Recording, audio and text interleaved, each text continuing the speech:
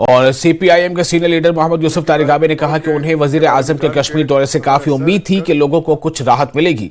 उन्होंने कहा कि मोदी ने वही पुरानी बयानबाजी की। उन्होंने इल्जाम लगाया कि आम लोगों को रैली में शामिल होने पर मजबूर किया गया। तारिगामी ने कहा कि हुकूमत कहती है कि उन्होंने दहशतगर्दी को सियाहत से बदल दिया है, फिर वो बताएं कि वो कौन लोग थे जो पहले कश्मीर आते थे और जंगलों में ट्रैकिंग करते थे, वो भी बगैर किसी सिक्योरिटी के। उन्होंने कहा कि आज स्किम्स का बुरा हाल है और वो तरक्की की बात करते हैं। इस अहम तिब्बी मरकज की हालत खस्ता है, मगर डॉक्टरों को उसके बारे में बात करने की इजाजत नहीं दी जा रही है। उन्होंने कहा कि लद्दाख के लोग यूटी का दर्जा मांगते थे, मगर आज वो सड़कों पर हैं और रियासत का दर्जा मांग रहे हैं।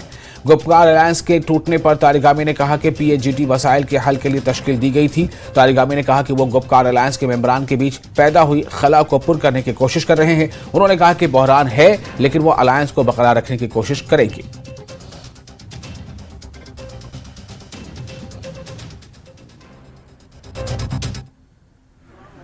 है उन इश्यूज को लेकर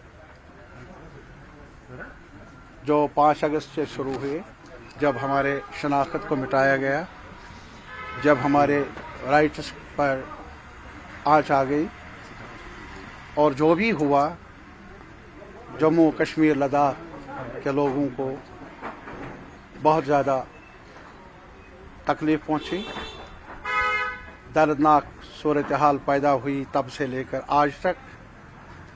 और इसी वजह से एक प्लेटफार्म वजूद में आया PAGT 4 अगस्त को, ताकि हम इकट्ठे मिलकर आवाज़ उठाएं अपने हुकूक की बहाली के लिए, जो आईन में दर्ज हैं या जो हमें कॉन्स्टिट्यूशनल ऑर्डर के जरिए मिले।